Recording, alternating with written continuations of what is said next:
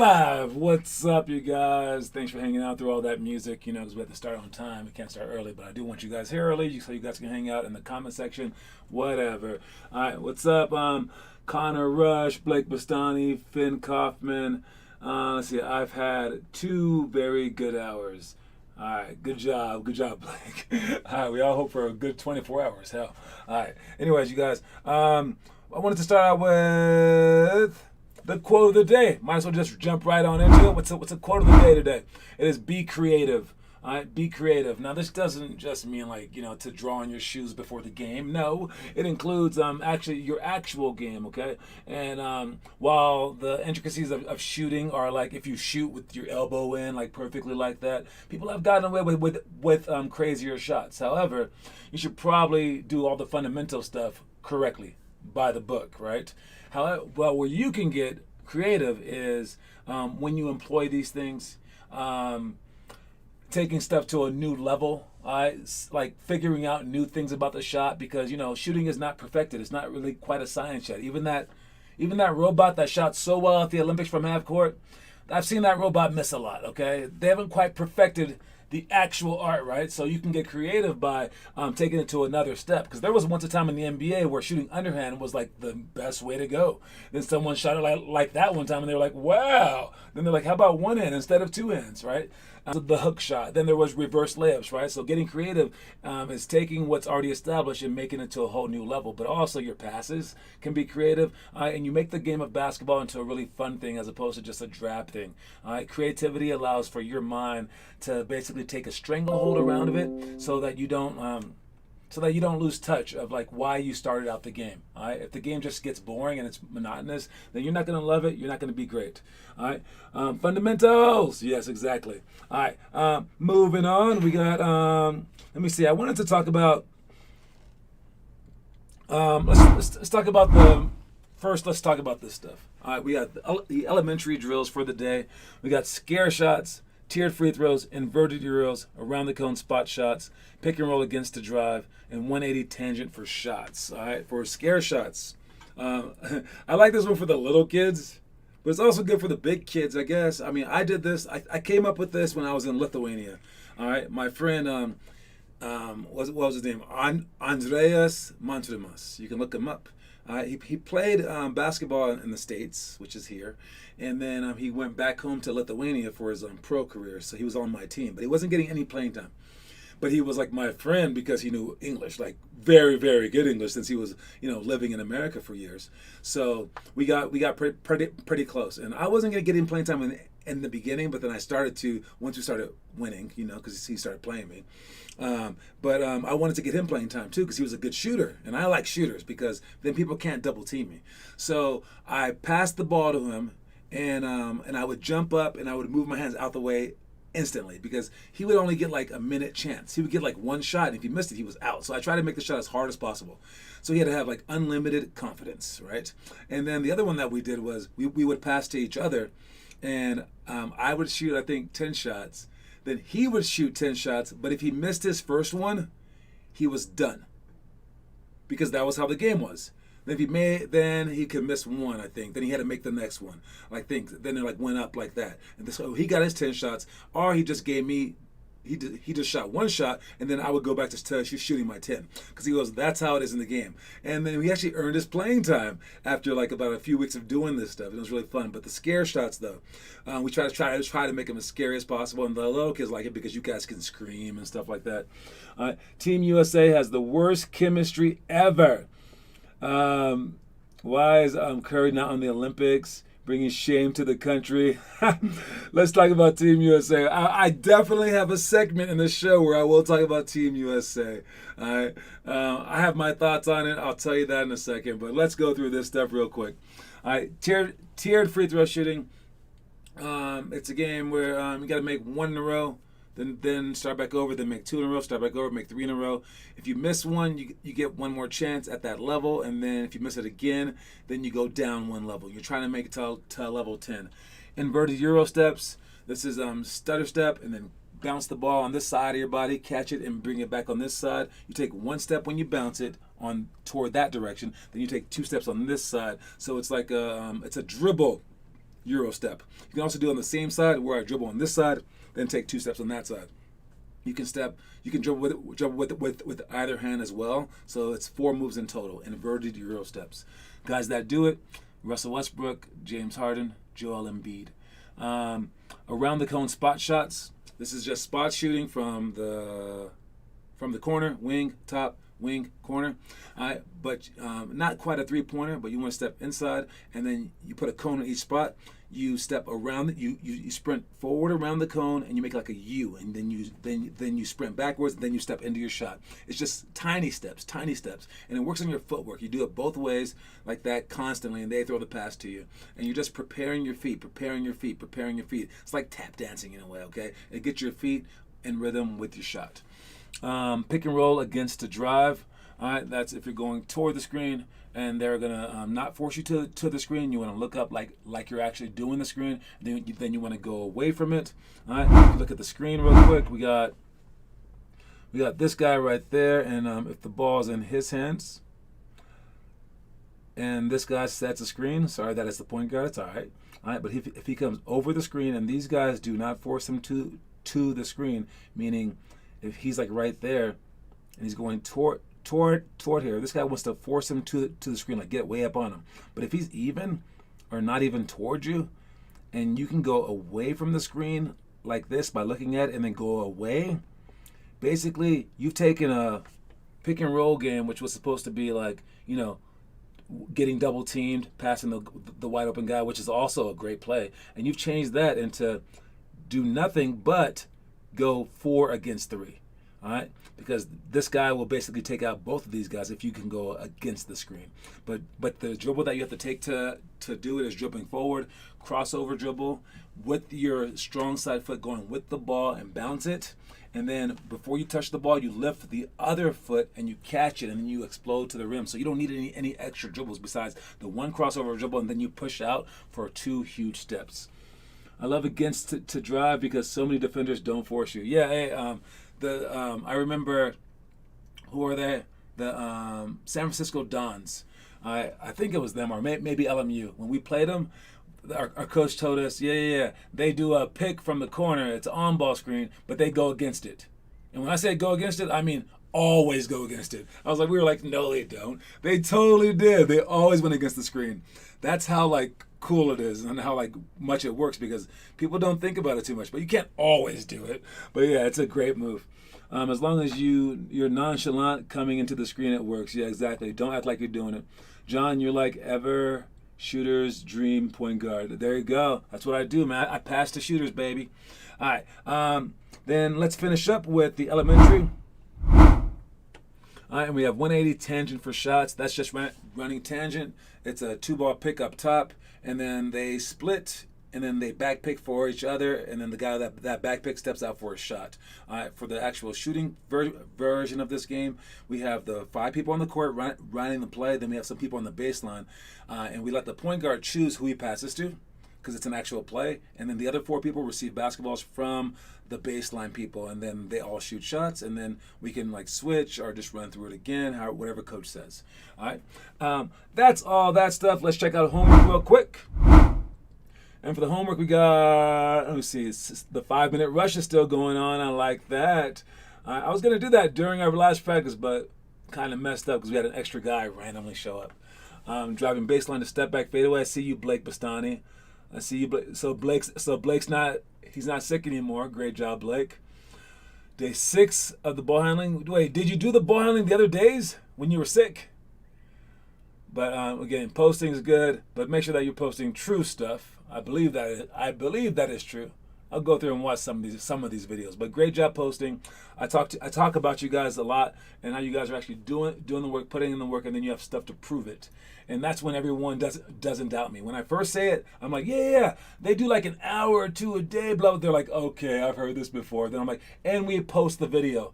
Then they shut up immediately, and it's awesome. All right, so great job doing this stuff. Now, let's talk about the NBA guys. All right, with these guys, oh man, it is tough. It is tough. But I love the look on Dame's face when he was looking at Evan Fournier. All right, we got trivia coming up right after this. This is a reminder. All right, but he said afterwards, man, like, and I've heard this several times, even when when the U.S. was still winning, they said these dudes when they play for their country are like Superman. All right, and why can't we learn from that? I mean, because like I think our guys they definitely try so hard, right? Especially Dame for the Portland Trailblazers, but not really for our country. It might go back to like like how like some black people think that America's against them and things like that. Who knows, right? They have more love for their team than they do their country. But these guys, man, when they come from their countries, man, their country means everything to them, everything to them. And if you put forth that kind of effort, you can do a lot of things. That's what this teaches us. Two, this teaches us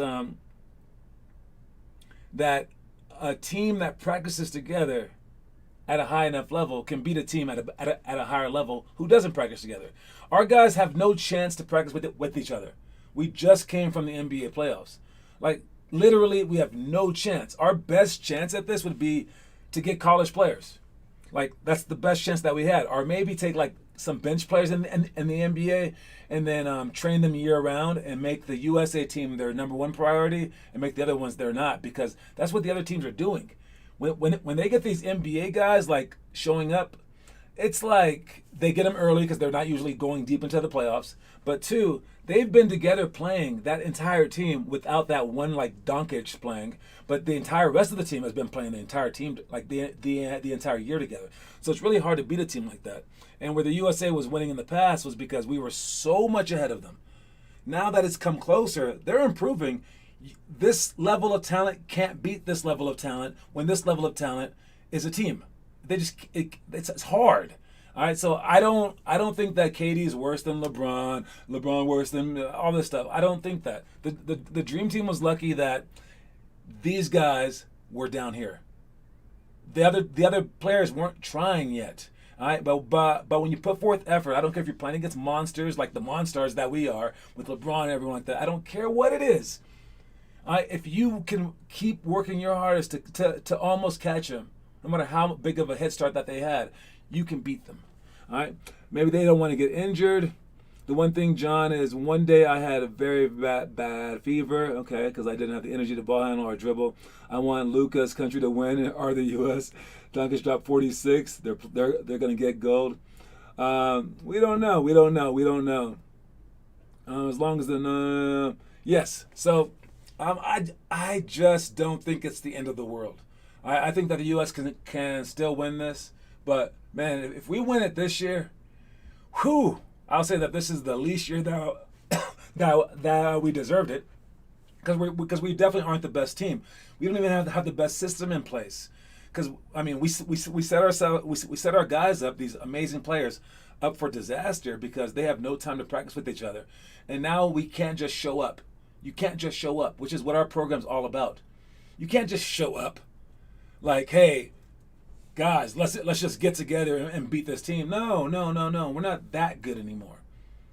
If our team practiced all year long, yes, absolutely, we would smack them. But it's not like that anymore because everyone else is improving. So for you guys who are on the bottom edge of things in your town, that's the step that you want to get to. So even when you play against the 6'9" guy who's windmill dunking, you play against him and you guys are going to have to practice to beat us. You can't just go traveling around the country, all right, and just play us randomly. Anyways, let's get to trivia time. Everyone's favorite time. We got Finn Kaufman back in the lead. This is amazing. Great comeback, Finn Kaufman. I never thought that we would get here. This is the last week. I think we go all the way to Friday. So we have 5 more times. And there's a 1-point lead. So I guess there is a possibility that you guys could tie. If you guys tie, the first one of the next month would count as the tiebreaker. So let me get that out the way. All right, and here we go. The trivia question for today is, who is the founder of Nike? That should be an easy question, but if you have Google, you can use Google. First person that I see put it up there wins. It's an easy question. Who is the founder of Nike? Nike's a shoe company. Started X amount of years ago, and blah blah blah blah blah. And what else can I say about Nike? It's located in Oregon, and dude, I'm setting my mind to win one of these months. Hey, Blake, you should always win. You can't just randomly do it. And that's That's the answer. Who put it first? Finn Kaufman by a little bit. Finn's was first. Ah, man. Dude, Finn with the lead now, up by 2. All right. Bill Bolerman and Phil Knight. There were 2 guys, but the guy that's on our website right here. If you look at it, wait for it. It's right below highlights. Wait for it. It's right here. Wait. Still wait for it. Oh my God, it's below characters. Okay, it's coming in a while. Don't worry about it. But yes, that's the guy. Phil Knight he's even in like rap songs and stuff like that. But what he did for basketball, there he goes. No, he's right there. Phil Knight's shoes. So anyway, congratulations. Commercial time.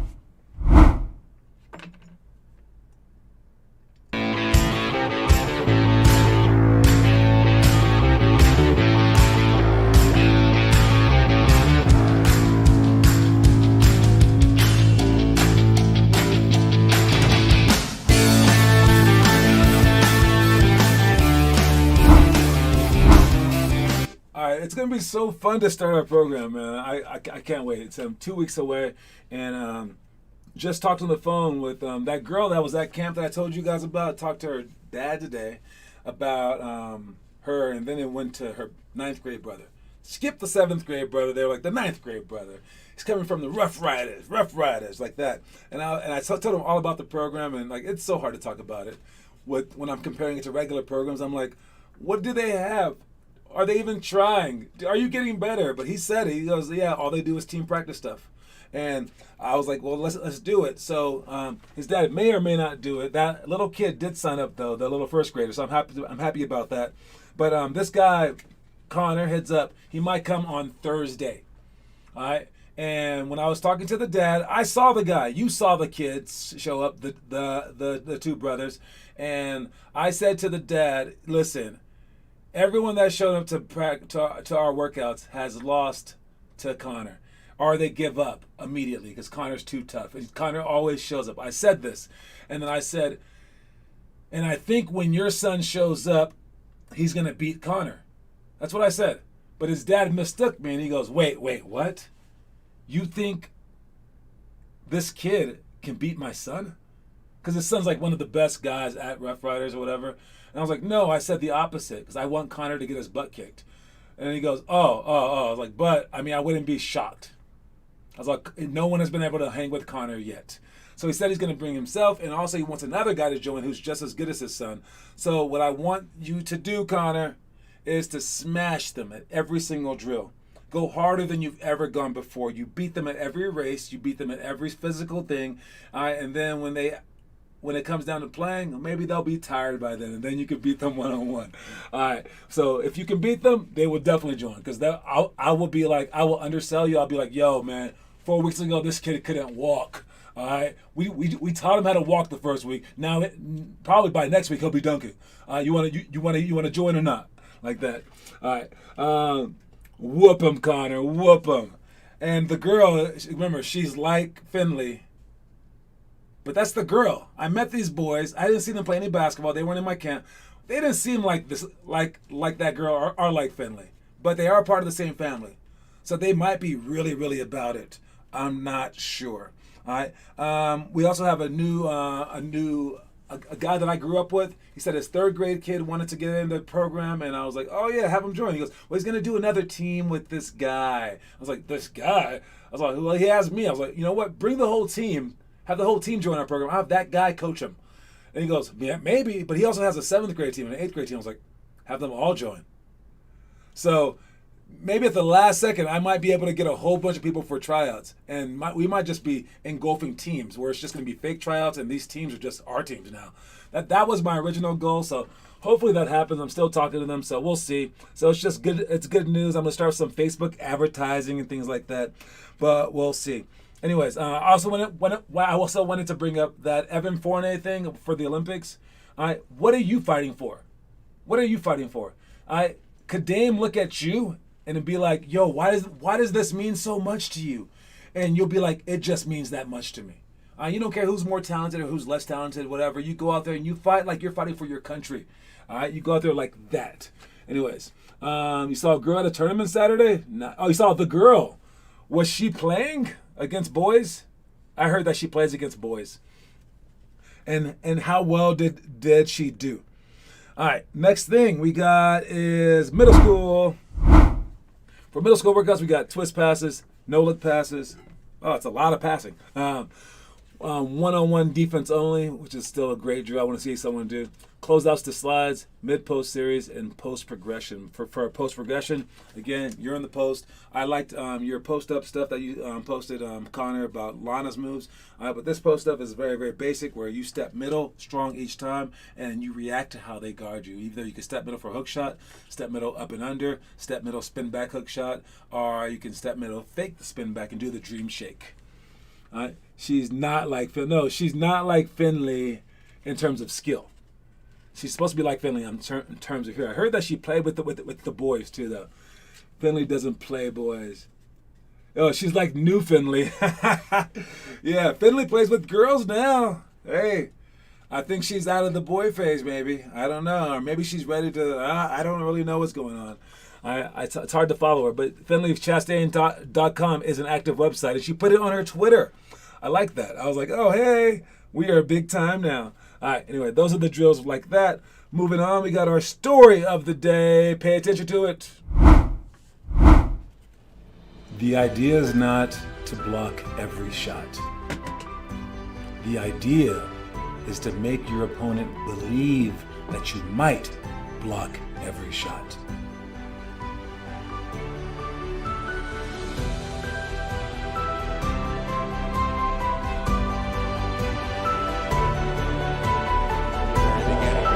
Sleep there. Brown gives it up. Got up there.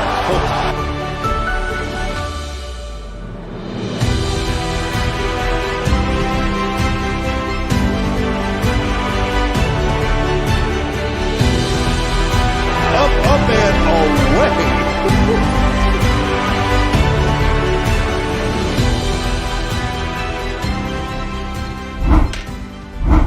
Yes, the idea is not to block every shot. The idea is to make them think that you block every shot. I ended it with the actual block because that's like one of the best shot blocks in the history of the NBA.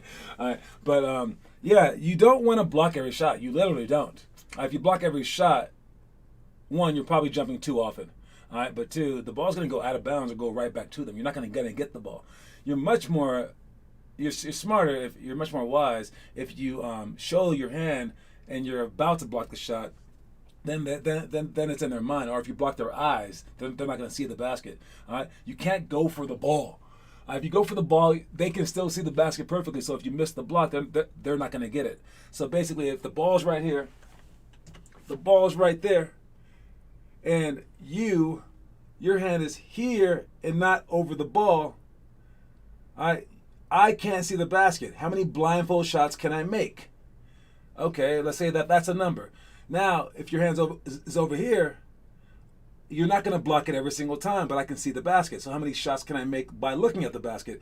You might block 1 out of 10, but I'm still going to make 5 out of 10. And maybe the 1 will be the one that was going to go in, so now you've lowered it to 4 out of 10. Maybe. All right? But you might have just blocked a shot that I was already going to miss. But now if your hand's right here, I can't make 5 out of 10 blindfold shots. All right? So don't go for every single block. And not only that, if I start pump faking, you're going to jump, and I'm going to get a foul on you. All right? So the goal is to not block every shot, is to make them think that you'll block every shot.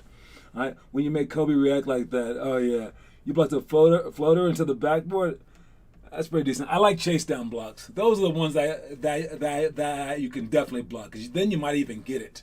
All right? But anyway, speaking of my shots, give me some camera 2 action real quick. The reason why I haven't really made it yet, guys, obviously, is because I'm further away, okay? The roof is so tall, but I'm still going to make this one because this is buckets, all right? And no, I've not been practicing all day. I'm just going to make it, all right? Here you go. Give me that! Okay, it might have looked like it didn't go in, but it didn't go in. Dang it! It's all right. Next thing, got high school stuff. All right. Judgment shots, 7-minute shooting, cops and robbers, escape dribble, battle ropes, and backboard alley-oop. All right. First of all, I forgot to show you guys the against the pick and roll drill. All right, where that's not it. Where is this? Which one is this? Why isn't it on there? No, this needs to be updated right now. Where is this? There we go. All right, so we're going to go against it. Dribble out, dribble toward, hit it, go against. That was not great, but Jerry does it better. Cross and then push out. So it's one dribble. Derek does it. Oh no, that was Will. All right, so that's that drill. The next drill will be the 7-minute shooting. All right, don't forget this one. All right, it's we shoot 20 layups, 5 in a row, and 3s. And again, your goal is to try to beat this guy right here. All right, this guy Sean Smith. All right, and again, when he was on, man, this dude was making them really, really fast. All right, 5 in a row was easy for him. All right, shooting his 3s, knock him down, knock him down, knock him down. That's all he does. All right, 43 is the record. See what you could do. Can you beat 43? Can you beat this guy? All right, I don't know if you can, but you can try. All right, I think he missed some of his last ones too. So that means that like 45 might be like the tops, or if you shoot really fast, because I mean he's kind of running, but he's not sprinting. So maybe 50 is possible for like Steph Curry can hit like 50 maybe. I'm not sure. Last one right there, last second. Anyways, great job to that guy right there. So with that said, let's wrap it up. What do we have here in the comment section? Shoot it again. Nobody saw the miss. I wonder what his percentage was. I think he missed 2 or 3 shots. 3 shots maybe. So he shot 43 for 46. My guess is that's like 94%. Alexa, what is 43 divided by 46? 43 divided by 46 is 0.9348. 93.4%. I said 94. I was pretty close. All right, that was without any math needed at all. It was just guessing. All right. At least 80? No, he shot 94%. 93.4%. All right. So, yeah, that's pretty tough, right? I knew people in college that practiced, and when they practiced during the actual playing during practice, they shot 70%. All right. And I mean, because like shots during games are hard, shots during practice are not. So like people can shoot, dude. Yo, there are some serious shooters out there. All right. Let's finish up with the challenge of the day that I'm gonna mention. The challenge of the day is the 10th grade challenge, okay? For the 10th graders out there, you guys are on day 23 of the workout card, okay? The workout card is the card that I give you, whatever. It's also online if you go to the curriculum page, which is also where you can buy an updated copy of our Limitless Hoops book. Blake Bastani just contacted me. You go to our website, 50 All Stars, click on curriculum, then click on buy the book. It's easy. Or go to Limitless Hoops, and then that'll just lead you straight there. All right. And Blake says he wants to try to do it every single day. I implore you guys, don't think you're better than the book. Don't think that you're not good enough for the book. The book is just the directions. All right. Why would you get like a map and be like, oh, okay, here's the map. Here's how I get out of this burning house. Like that. You know what I'm going to do? I'm going to try to go another way. I followed the first few steps. Let me check this room that looks super dark, that has no windows. Just real quick. Why? I gave you the freaking answer. All right? So, like, just do the answer every freaking day. Now, you can do extra on top of that if you want, but I'm pretty sure you can't. All right? Because if you do extra on top of that, you're gonna probably give up. Because I paced it at a certain pace. All right? But again, once you get used to it, wait like a month, then you can do some extra if you need to, but don't make it too much extra, okay? Just do what the book says, and you're gonna be great. So there you go. You're welcome. But yes, the 10th graders are doing double the card because the card is for people under high school. So it's whatever the card says, right? So for the double, that would be 10 minutes of ball handling, 100 push-ups, 200 jumpers makes, and 10 minutes of jump ropes. And then when you get into college, you do 3 times the amount. When you get into the pros, you do 4 times the amount. That is not just to make the workout harder, which it is, but it's also to keep your mind on the ultimate prize, because there's always another level. and you're going to make the next level. That's how you should be thinking about it, okay? So, again, don't forget the quote of the day, you guys. All right? The quote of the day is be creative. All right, don't just be creative on the court, but also be creative in your workouts as well. All right, do what the book says, but I mean, if you have to add some extra to make it fun, or how you do it, or when you do it, or whatever, just to make it work in your mind, do that stuff. All right, and don't forget we have workouts tonight. It's Monday. We got workouts again on Thursday. Then again next week, the same exact schedule, but after that, we got tryouts. Make sure that you guys sign up for tryouts. That you guys invite all your friends. We're trying to make this as big as possible, just so we can get a good, push. What I'm thinking about doing for the elite team, since it doesn't really start till January, is to order people's jerseys with their name on it and stuff like that, but then order some regular jerseys of every size, so then we can recruit people up until January, or for the high schoolers up until March, so we can have enough team people, and we'll just plan on doing it. All right, so this year might be like a mixed match of whatever. We're just gonna make it happen, but again, we will be getting better the entire time, and the fewer people that you have going against the world, it works that much better. But I know that mentally you need friends, you need a camaraderie. So I'm gonna try to create that. But if we don't get that, even better. All right, you guys go off and do it, and do whatever you got to do. Anyways, you guys. All right, have a great day. Oh, and Connor killed last time. Connor killed Friday. He killed. I had a whole bunch of dunks, so I'm getting in shape. But Connor and I, we smashed the other team so much so they kept giving us worse and worse and worse players as our players kept leaving. And we won the first 7 games, then they won the last 3. But literally, I don't know. I actually got hurt in the end, but I kept playing. But Connor hit 3 or 4 game winners out of the 10 games that we played, and it was the first 3 games. It was pretty cool. And he was being guarded by the NAIA kid. Connor destroyed him. It's crazy because he's not even looking amazingly good. He's still shooting kind of weird, and he doesn't play good defense. He has so much more to go, but yo, you're really bringing it, man. So I'm really proud of you. Great job. Hopefully all your games are going well as well. All right, you guys. We will see you soon. Have a great day and keep working out. We want to see that stuff in the homework section. All right. Peace, y'all.